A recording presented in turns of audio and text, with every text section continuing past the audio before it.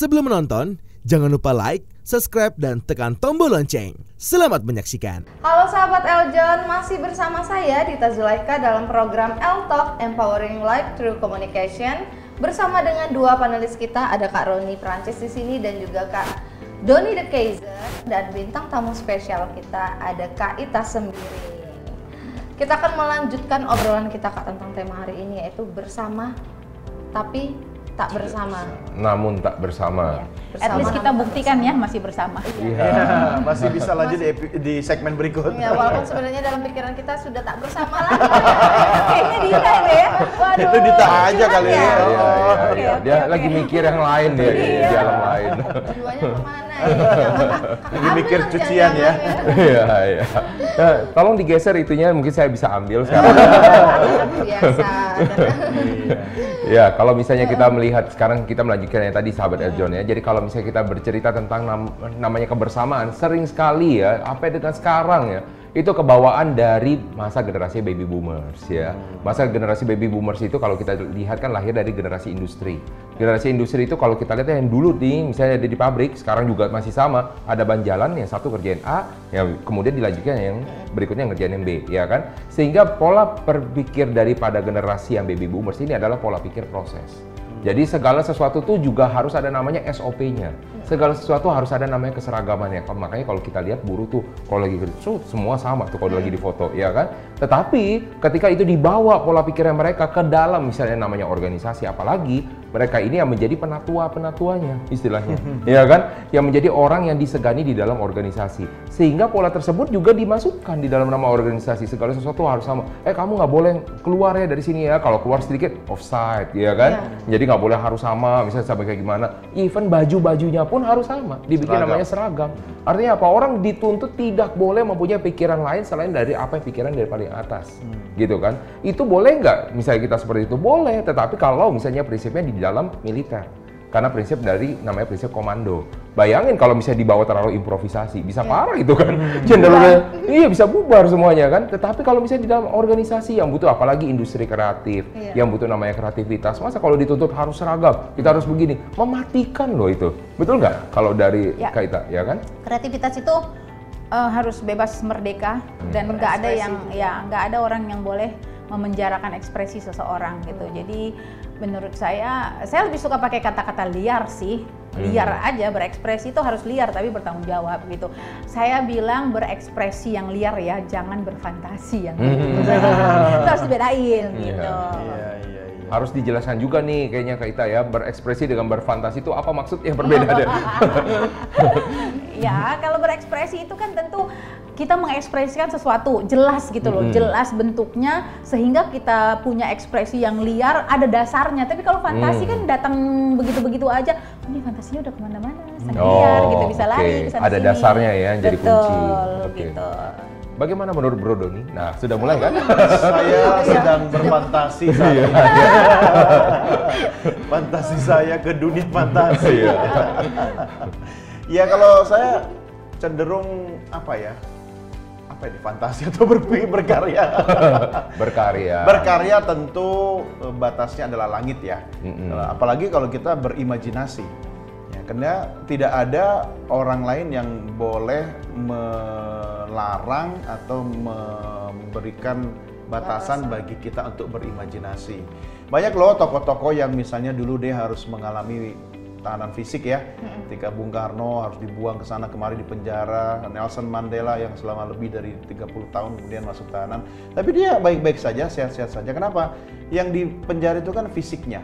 Tapi pikirannya, imajinasinya tidak bisa di penjara. Bahkan ketika fisiknya di penjara, pikirannya biasanya bisa berkelana kemana saja.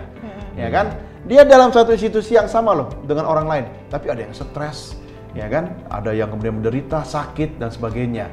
Nah, jadi kalau menurut saya kita boleh juga sih milih-milih dengan siapa kita bersama. Kalau saya lebih memilih kepada bersama dengan orang-orang yang tentu memberikan nilai tambah kan bagi kita. Atau kalau kita punya sesuatu yang kurang-kurang, kita bisa dapat pelajaran dari kiri, dari kanan. Nah, kalau ternyata lebih banyak dalam perahu itu orangnya moderatnya, negatifnya, ya lebih baik kita cari sekoci aja. Ya kan? Ya jangan di perahu yang sama. ya kita pindah aja gitu atau hijrah, ya kan? Nah, kita berpindah, kita boleh kok memilih teman, boleh kan? Orang bilang, teman nggak boleh milih-milih. Oh, betul, tetapi siapa yang menjadi teman dekat kita boleh pilih. Kenapa? Karena dia bisa jadi tanpa kita sadari menginfluence kita loh, mempengaruhi kita loh. Menentukan masa depan kita juga. Iya. Nah, justru harusnya yang kita tanyakan di sini tuh si Kak Dita, ya kan? Karena kalau misalnya sebagai seorang MC, sebagai seorang host, kan dia tidak bisa memilih sebenarnya. Ya Nggak kan? bisa memilih narasumbernya Nggak ya. bisa memilih, Iya. gua nggak mau narasumber Dia setiap itu. episode harus ketemu sama orang yang Beda. Iya, arahnya. Yang agak aneh gitu. Iya. Ada yang agak Yang aneh. Yang selalu menarik. Tapi Iya, juga gitu. walaupun menjadi seorang MC tapi banyak dapat ilmunya dari narasumbernya. Jadi banyak juga benefit yang aku dapatkan. Banyak yang benefit ini yang sejujurnya ya, tetapi kan pasti ada dong ya.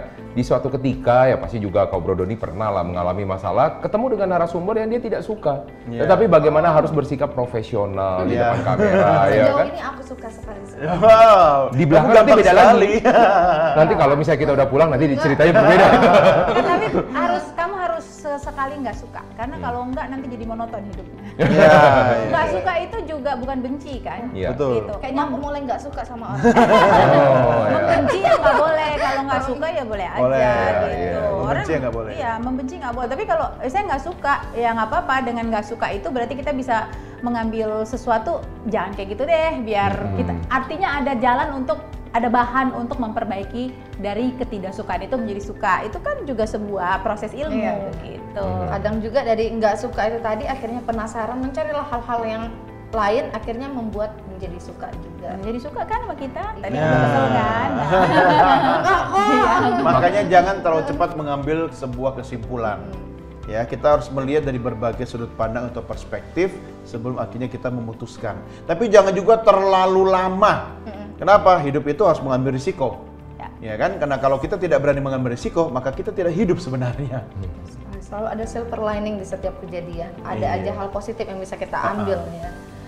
Kak Ita sendiri Kak, tadi kita udah Kak Doni bilang kita harus bisa memilih teman atau memilih anggota. Kakak sendiri, kok aspek kemampuan dan kapasitas seseorang apakah lebih utama Kak yang Kakak lihat dalam mencari keanggotaan? Sayangnya saya nggak pernah nyari ya, orang yang datang. Ya tapi kan ketika orang datang pun kita punya filter. Ya. Ya seperti tadi Bro Doni sampaikan. Bukan filter, cuma ada di rokok ya. Kebetulan saya latar belakangnya Oh iya ada iya di iya. situ. Bener gitu sih, kan. bener. Di rokok juga gitu ya. Jadi sebetulnya gini, teman siapapun itu menurut aku nih ya pasti Iya. Bro Roni tuh lebih paham lah soal frekuensi. Dia melihat orang dari wajah, dari tanda tangan, dari omongan, gestur aja dia bisa tahu gitu. Tapi chemistry itu secara alami terbangun, kita nggak usah capek-capek, kita nggak usah takut ini itu karena kita kan melatih diri, kita terlatih dengan banyaknya yang disampaikan Bro Don tadi, banyak teman, banyak ketemu orang, itu kan terlatih loh. Kita terlatih untuk oh ini orang chemistry-nya boleh nih sama saya gitu, bukan seuzon ya, tapi ini kayaknya nggak nyambung. Itu alam kok, alam dari tubuh ya bisa. Kalau aku ngalamin itu gitu loh, ngalamin itu karena memang aku tidak pernah di awal tidak pernah pilih-pilih untuk mau dengan siapa berteman. Setelah berteman baru aku pilih. Seperti Bro Doni sampaikan tadi gitu. Wah ini nggak sefrekuensi nggak usah. Nah lama-lama terlatih. Jadi untuk mengajak teman bekerja sama itu nggak lama kok aku taunya. Iya. Gitu. Dan memang ada teman itu yang untuk kerjasama bisnis, Ya. ada yang teman untuk Nongkrong. makan bareng, Makan bareng, kerja Iya. sama sosial belum tentu gitu loh. Iya. Dia di bisnis cocok, kerja sosial boleh nih kali belum tentu. Dia Iya. kerja sosial oke banget loh, dia helpful banget, ajak Iya. bisnis belum Belum tentu. tentu, Iya, betul. iya. Tapi ada juga teman yang diajak sini sana juga nggak cocok gitu kan? Nggak usah Iya. diajak lagi. Ya nggak usah diajak lagi. Nah, balik lagi itu tadi dapatnya dari mana? Dari rasa. Iya. Wow. Karena setiap orang yang datang ke dalam kehidupan kita pun pasti akan membawa sebuah pelajaran ya. Iya, curhat nih.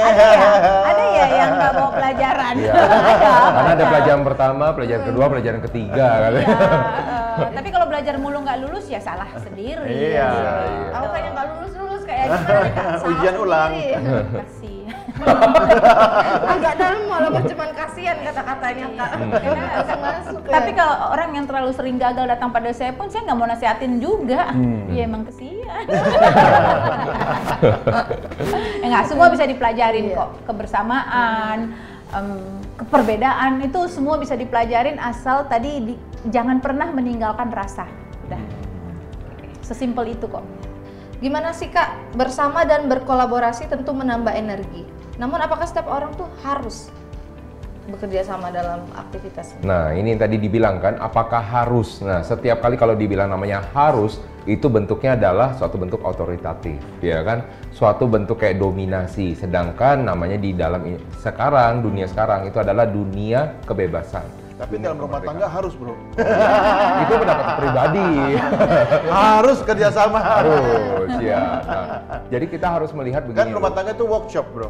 Workshop? Ya, iya, Dia suami yang work, dia yang shop. Itu shop. Benar-benar. Istrinya shop. Iya. Iya, tapi kayaknya kebalik dari Bro Doni. Yang shop Aku dia. yang shop ya. Iya. Bercanda kok, bercanda. Walaupun benar tapi kita bilang bercanda. Kalau aku dua-duanya workshop, aku work, aku shop. Iya. Keseimbangan itu namanya. Yin yang. Iya. Nah, makanya kalau kita bilang namanya keharusan, nah sekali lagi balik lagi ya, kita apa sih tujuannya? Ya kan, orang sering sekali melupakan tujuannya. Ya, apa tujuan yang menjadi dasar dari segala sesuatunya. Bentuk kolaborasi, apapun itu, ketika dia berkarya, bekerja, semua kita harus melihat adalah ketujuannya. Bersama dengan siapa? Tergantung tujuannya. Nah, seperti itu. Jadi kita harus lihat-lihat dulu ya, dari orangnya dan juga dari siapa yang mau kita ajak kerjasama.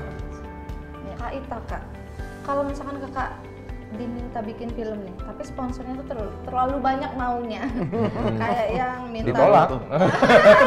langsung banget ya Kak. Iya. Lalu Kak Roni langsung Iya. bilang ditolak. Nah, kebetulan saya manajernya. Siap. Jadi sponsornya terlalu banyak minta built-in produk untuk masuk dalam scene atau naskah harus direvisi beberapa kali. Menurut Kakak itu gimana? Apakah akan Kakak tolak seperti kata Kak Roni tadi atau ada pendapat lain? Tergantung jumlahnya. Nah, saya suka itu. Tergantung nilai kontraknya ya. Iya. Iya, hidup ini harus fleksibel ya. Tadi aku suka tuh ada kata pertanyaannya haruskah, gitu ya. Dalam hidup aku sebagai pekerja seni tidak ada keharusan. Aku menjauhi banget kata harus, karena kalau ada harus ngapain cari saya? Kerja aja sendiri, harus ini, harus itu, harus ini, harus itu, ngapain bersama? Apalagi tidak bersama, gitu kan ya? Harus aja sendiri gitu. Jadi tidak ada kata harus, adanya itu mengakomodir. Nah, pertanyaan yang tadi tinggal mengakomodir seberapa nih built-in-nya. Sesuai nggak dengan apa yang dia berikan. Ada kan orang begini, ngasihnya dikit, built-in-nya banyak banget, pesannya banyak banget. Lu aja sama keluarga lu bikin diri, ngapain cari saya? Ya enggak? Iya. Oke, tapi ketika aku lihat nih nilainya oke nih, minta ini minta itu oke, Kasih boleh lah. kasih, soalnya listrik bentar lagi mati, listrik gitu Iya, kan ya. iya. Ada kepentingan Iya, dan iya. ada apa tuh istilahnya, transaksional lah kita. Iya. Jadi kalau misalnya, oh ini harus begini, begini ya Pak, Bapak ini mau jadi film atau mau jadi tempat jualan. Jadi kita juga harus kasih dong pendapat, jangan menolak tanpa memberi alasan. Karena kan aku nggak kayak gitu, bukan tipe aku lah. Aku nggak bisa dibeli dengan uang. Ada mau beli lagi gitu kan kalau bisa. Tapi diakomodir. Itulah gunanya bersama tapi tidak bersama tadi. Itulah gunanya ada tujuan bersama. Bapak tujuannya apa? Mau ada pesan kan? Ini pesannya ketutup Pak. Kalau kebanyakan built-in-nya, apalagi ini built-in-nya maksa banget. Banyak lah sekarang kan yang maksa banget. Iya, benar. Kamu kelihatan lelah. Padahal tadi lagi ngomongin apa? Di dalam sebuah film, dalam Tiba-tiba. adegan, kamu kelihatan lelah. Kamu harus minum ini. Apa kaitannya dengan dialog sebelumnya ya? Ternyata titipan ya, Iya, pesanan. ternyata ada listrik mau dipadamkan di sana. Iya. Jadi terima seperti itu. Jadi aku juga bukan orang yang keras banget tanpa alasan, enggak. Buat aku, ya bukan juga aku orang komersil banget, nggak punya idealisme. Idealisme itu buat aku adalah aku mencoba mengambil kata dasarnya ideal. Ideal buat aku, ideal buat banyak orang, terutama ideal buat penonton. Apa yang mau kita sampaikan seperti itu. Orang punya duit nggak mungkin nggak nitip. Iya. Gitu. Ada titipan udah pasti. Kita juga tahu diri dong. Itu duit dia. Nggak usah sombong banget lah gitu ya. Tapi Iya, jangan iya. juga Iya, mentang-mentang dia udahlah nggak punya suara, nggak juga. Jadi balik lagi rasa. Ini dari awal sampai habis aku akan ngomong rasa terus kuncinya. Iya, Kayak Mbah Marijan dong. Rasa kalau dia. Rasa. Gitu. Jadi kalau kita udah pakai rasa, kalau aku bilang begini itu akan merusak hubungan baik ke sini. Kalau aku bilang, kalau aku nggak pakai rasa, nggak usah songong-songong deh Pak, bikin aja sendiri film lo gitu kan. Tapi karena Seperti punya, aku ya. iya, dia punya rasa. Oke, mungkin kita bisa seperti ini, diskusi. Jadi nggak ada keharusan. Kalau ada Iya. keharusan, nggak perlu ada kebersamaan, nggak perlu ada kolaborasi. Nah, Gitu. lanjutan dari pertanyaannya Kak. Pentingkah Kak SOP dan rules dalam sebuah kerjasama? Penting ditulis. Pada saat eksekusinya nggak boleh kaku. Iya. Penting harus ada. Buat Kalau nggak jaga-jaga ada, aja lah. Iya. Kalau nggak ada itu berantakan gitu. Tapi itu juga tidak memenjarakan kita gitu. Misalnya SOP-nya 1, 2, 3, 4. Tapi 3 ini akan menghambat 4, 5, 6 karena 3 ini belum selesai. Masa kita nggak boleh ke 4? Iya. Iya, fleksibel. Gitu. Jadi harus ada. Jadi semua rules itu ada. Sebebas-bebas apapun pemikiran seseorang, sekeren apapun spontaneousnya untuk bikin sesuatu, semua tetap ada rules-nya, ada aturannya untuk pegangan bersama. Tapi bukan rules itu yang menguasai Membatasi. kita, bukan membatasi kita. Kita yang menguasai rules itu. Itu untuk memudahkan kerja kok dan kualitas. Nah, Ya. thank you so much Kak Ita. My pleasure. Sahabat Eljon, jangan kemana-mana karena kami akan kembali lagi bersama dengan program kita L-Talk, Empowering Life Through Communication.